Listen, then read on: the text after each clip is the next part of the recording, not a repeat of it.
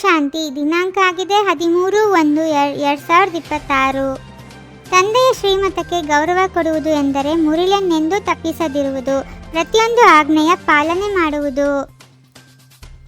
ಪರಬ್ರಹ್ಮರಲ್ಲಿರುವ ಪರಮಾತ್ಮನನ್ನು ಪಡೆಯುವ ಇಚ್ಛೆ ಇತ್ತು, ಅವರು ಸಿಕ್ಕಿಬಿಟ್ಟರು. ಏನನ್ನು ಪಡೆಯಬೇಕಿತ್ತು ಅದನ್ನು ಪಡೆದುಕೊಂಡೆವು. ನೀವು ಈಶ್ವರನ ಮಕ್ಕಳಿಗೆ ಯಾವುದೇ ಮಾತಿನ ಚಿಂತೆ ಇಲ್ಲ. ಶಿವತಂದೆ ತಂದೆಯೂ ಆಗಿದ್ದಾರೆ, ಶಿಕ್ಷಕನೂ ಆಗಿದ್ದಾರೆ, ಸದ್ಗುರುವೂ ಆಗಿದ್ದಾರೆ. ತಂದೆಯೇ ಕಲ್ಪಕಲ್ಪವೂ ಬಂದು ಕಲಿಸುತ್ತಾರೆ. ಅವರೇ ಜ್ಞಾನಸಾಗರ, ಪತಿತ ಪಾವನನೂ ಆಗಿದ್ದಾರೆ. ಇದು ಈಶ್ವರನ ವಿದ್ಯೆಯಾಗಿದೆ, ಮನುಷ್ಯರದಲ್ಲ. ಇಂತಹ ವಿದ್ಯೆಯು ಎಂದೂ ಮನುಷ್ಯರದ್ದಾಗಿರಲು ಸಾಧ್ಯವಿಲ್ಲ. ಬಲೆ ದೇವತೆಗಳ ಮಹಿಮೆ ಮಾಡಲಾಗುತ್ತದೆ, ಆದರೂ ಸಹ ಶ್ರೇಷ್ಠಾತಿ ಶ್ರೇಷ್ಠನು ಒಬ್ಬ ತಂದೆಯಾಗಿದ್ದಾರೆ. ಈ ಪುರುಷಾರ್ಥದಲ್ಲಿ ಅನೇಕರು ಅನುತ್ತೀರ್ಣರಾಗುತ್ತಾರೆ. ಕಲ್ಪದ ಹಿಂದೆ ಎಷ್ಟು ತೇರ್ಗಡೆಯಾಗಿದ್ದರೋ ಅಷ್ಟೇ ಓದುತ್ತಾರೆ. ವಾಸ್ತವದಲ್ಲಿ ಇದು ಬಹಳ ಸಹಜ ಜ್ಞಾನವಾಗಿದೆ, ಆದರೆ ಮಾಯೆಯು ಮರೆಸಿಬಿಡುತ್ತದೆ. ಆತ್ಮಿಕ ತಂದೆಯು ಆತ್ಮಿಕ ಮಕ್ಕಳಿಗೆ ತಿಳಿಸುತ್ತಾರೆ, ಅವಶ್ಯವಾಗಿ ನಾವು ಆತ್ಮರಾಗಿದ್ದೇವೆ. ನಮಗೆ ಪರಮಪಿತ ಪರಮಾತ್ಮನು ಓದಿಸುತ್ತಿದ್ದಾರೆ, ಮಕ್ಕಳೇ, ನನ್ನನ್ನು ನೆನಪು ಮಾಡಿದರೆ ನೀವು ಸ್ವರ್ಗದ ಮಾಲೀಕರಾಗುವಿರಿ. ವಿದ್ಯೆ ಮತ್ತು ಓದಿಸುವವರು ಬಂದುಬಿಟ್ಟರು, ಸದ್ಗತಿದಾತ ಬಂದುಬಿಟ್ಟರು. ಕೆಲವೇ ಶಬ್ದಗಳಲ್ಲಿ ಇಡೀ ಜ್ಞಾನವು ಬಂದುಬಿಡುತ್ತದೆ. ಇದನ್ನು ರಿವೈಸ್ ಮಾಡಿಕೊಳ್ಳುವುದಕ್ಕಾಗಿಯೇ ನೀವಿಲ್ಲಿಗೆ ಬರುತ್ತೀರಿ.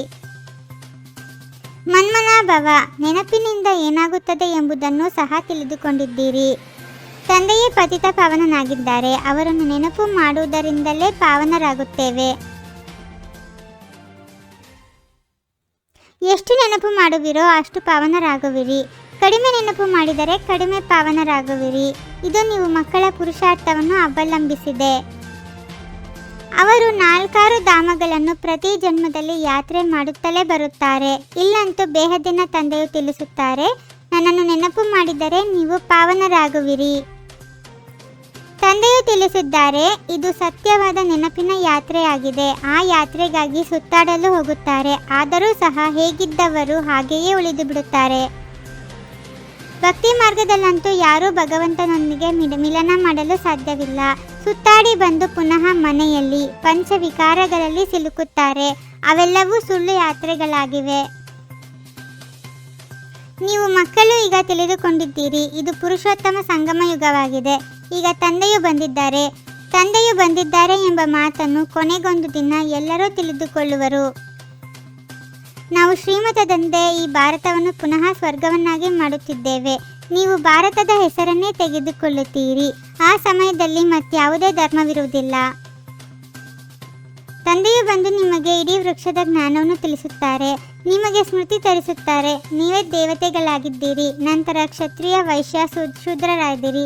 ಈಗ ನೀವೇ ಬ್ರಾಹ್ಮಣರಾಗಿದ್ದೀರಿ. ಭಾರತದ ಉತ್ಥಾನ ಹಾಗೂ ಪತನದ ಗಾಯನವಿದೆ, ಇದು ಸರಿಯಾಗಿದೆ. ಸತೋಪ್ರಧಾನ, ಸತೋ, ರಜೋ, ತಮೋ, ಸೂರ್ಯವಂಶಿ, ಚಂದ್ರವಂಶಿ, ವೈಶ್ಯವಂಶಿ. ಈಗ ನೀವು ಮಕ್ಕಳಿಗೆ ಎಲ್ಲವೂ ಅರ್ಥವಾಗಿದೆ. ತಂದೆಯು ಕೇವಲ ತಮ್ಮ ಸಮಾನ ಜ್ಞಾನಪೂರ್ಣರನ್ನಾಗಿ ಮಾಡುತ್ತಾರೆಯೇ ಹೊರತು ತಮ್ಮ ಸಮಾನ ಭಗವಂತರನ್ನಾಗಿ ಮಾಡುವುದಿಲ್ಲ. ಈ ಮಾತುಗಳನ್ನು ಬಹಳ ಚೆನ್ನಾಗಿ ತಿಳಿದುಕೊಳ್ಳಬೇಕಾಗಿದೆ. ಎಷ್ಟು ತಂದೆಯನ್ನು ನೆನಪು ಮಾಡುತ್ತೀರಿ, ಸರ್ವಿಸ್ ಮಾಡುತ್ತೀರೋ ಅಷ್ಟು ಫಲವು ಸಿಗುವುದು. ಯಾರು ಚೆನ್ನಾಗಿ ತಂದೆಯನ್ನು ನೆನಪು ಮಾಡುವರೋ ಅವರು ನಾವು ಸಹ ಸರ್ವಿಸ್ ಮಾಡಬೇಕೆಂದು ತಿಳಿಯುತ್ತಾರೆ. ಸದಾ ಖುಷಿಯಾಗಿರಲು ತಂದೆಯ ನೆನಪಿನಲ್ಲಿರಬೇಕಾಗಿದೆ. ವಿದ್ಯೆಯಿಂದ ತಮ್ಮ ಮೇಲೆ ರಾಜ್ಯ ಕಿರೀಟವನ್ನಿಟ್ಟುಕೊಳ್ಳಬೇಕಾಗಿದೆ.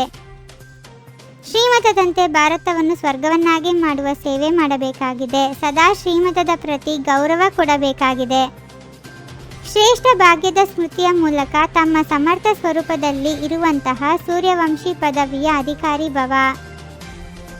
ಯಾರು ಸದಾ ತನ್ನ ಶ್ರೇಷ್ಠ ಭಾಗ್ಯವನ್ನು ಸ್ಮೃತಿಯಲ್ಲಿ ಇಟ್ಟುಕೊಳ್ಳುತ್ತಾರೆಯೋ ಅವರು ಸಮರ್ಥ ಸ್ವರೂಪದಲ್ಲಿರುತ್ತಾರೆ. ಅವರು ಸದಾ ತನ್ನ ಅನಾದಿ ಸತ್ಯ ಸ್ವರೂಪವು ಸ್ಮೃತಿಯಲ್ಲಿರುತ್ತದೆ. ಸರ್ವರ ಮೇಲೆ ದಯೆ ತೋರಿಸುವವರಾಗಿರಿ. ಇದರಿಂದ ಅಹಂ ಮತ್ತು ವಹಂ, ನಾನು ಮತ್ತು ನನ್ನದರ ಅಹಂಕಾರ ಸಮಾಪ್ತಿಯಾಗಿ ಬಿಡುವುದು. ಓಂ ಶಾಂತಿ. 21 ಜನ್ಮಗಳಿಗೆ 21 ಪರಮಾತ್ಮನ ಮಹಾವಾಕ್ಯಗಳನ್ನು ಆಲಿಸಿ ಹಾಗೂ ನಿಮ್ಮದೇ ಆದ ಈ ಚಾನಲ್ಗೆ ಲೈಕ್ ಮಾಡುವುದನ್ನು ಮರೆಯದಿರಿ.